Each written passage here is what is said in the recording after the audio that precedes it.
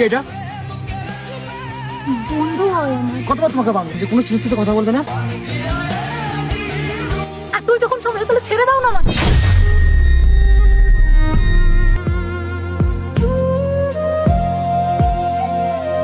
কি হয়েছে তোমাদের? জানি না এটা কিরকম ভালোবাসা, সবসময় খালি সন্দেহ করে।